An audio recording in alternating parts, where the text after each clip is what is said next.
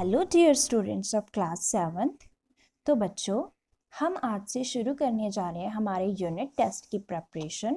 ठीक है, तो इस असाइनमेंट्स के थ्रू हम जो भी यूनिट टेस्ट का आपको जो सिलेबस दिया गया है, जैसे चैप्टर 1 और चैप्टर 2, तो इन असाइनमेंट्स में हम वही याद करेंगे जो कि हमारा यूनिट टेस्ट में आएगा।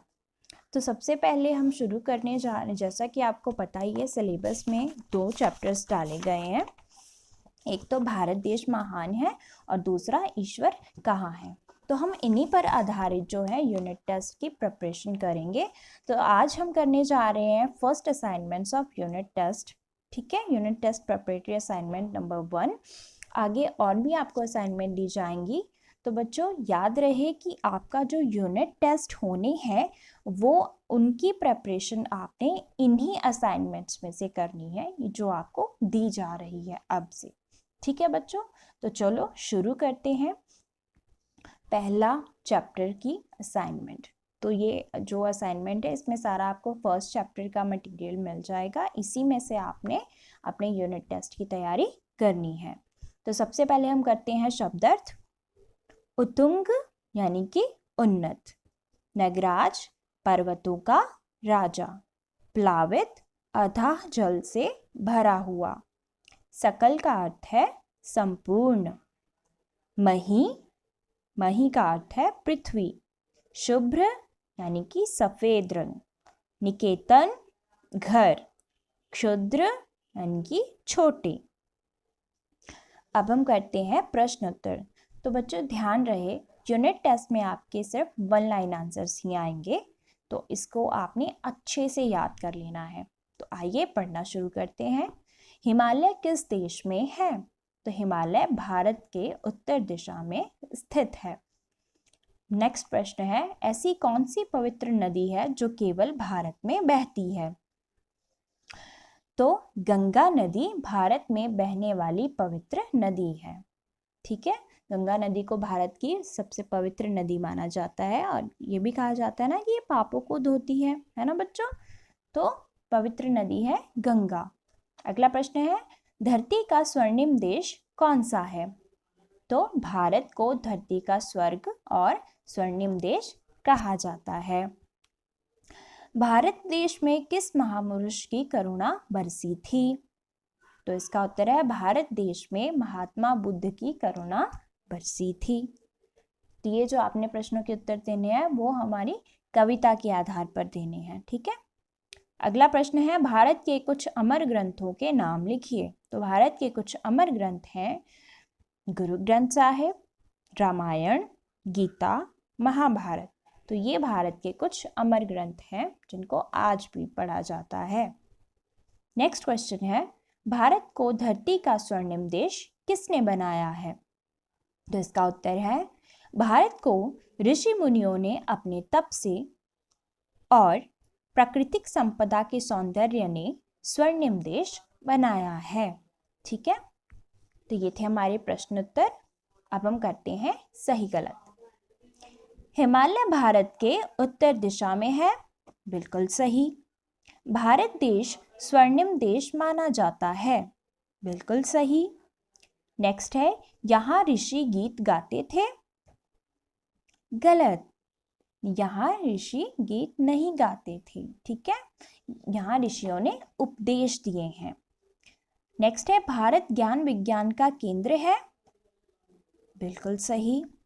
भारत ऋषियों मुनियों की भूमि है, सही।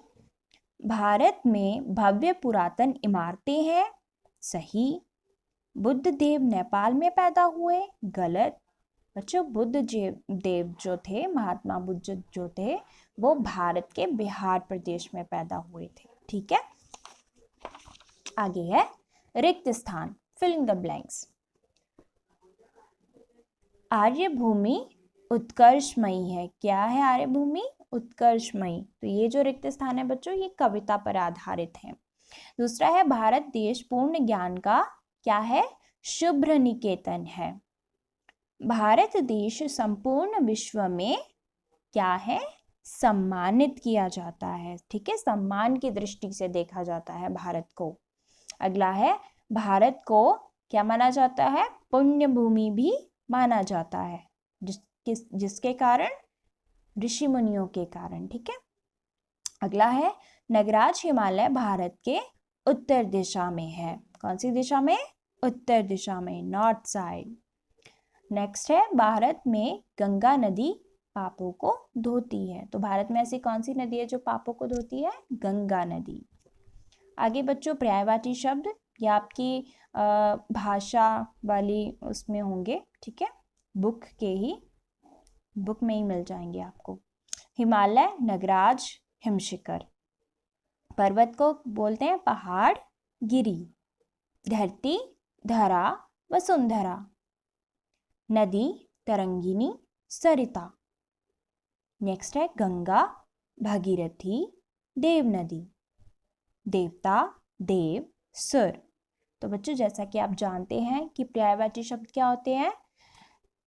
जो शब्द देखने में अलग अलग लगते हैं लेकिन उनका अर्थ एक ही होता है।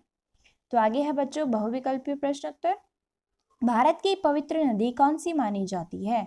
तो गंगा भारत की पवित्र नदी मानी जाती है। भारत पर किसकी असीम कृपा है? प्रकृति की, ना कि आसमान की। भारत किसका शुभ्र निकेतन है? पूर्ण ज्ञान का। भारत पर किस महापुरुष की करुणा बरसी? तो भारत पर महात्मा बुद्ध की करुणा बरसी थी। किस पर्वत शिखर का जोड़ धरती पर नहीं है?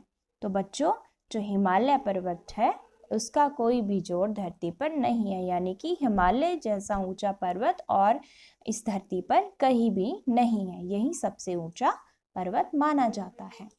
तो बच्चों, ये थी हमारी first assignments, unit test preparatory assignment. जैसा कि मैंने आपको पहले बताया, इसी असाइनमेंट्स के अकॉर्डिंग आपने अपने यूनिट टेस्ट की प्रिपरेशन करनी है। तो आज हमने किया है हमारा फर्स्ट चैप्टर भारत देश हमारा। ठीक है, जो कि एक कविता है। इसी पर आधारित हमने आज सारे प्रश्न उत्तर और बाकी की एक्सरसाइज की है। तो बच्चों, आपने इसको अच्छे से याद कर लेना है ताकि कोई भी आगे कंफ्यूजन ना हो आपको। तो आई होप आपको सारे क्वेश्चन आंसर सब कुछ कॉन्सेप्ट क्लियर हो गया होगा। इसको अच्छे से लर्न करना। ओके बच्चों, thank you and have a nice day.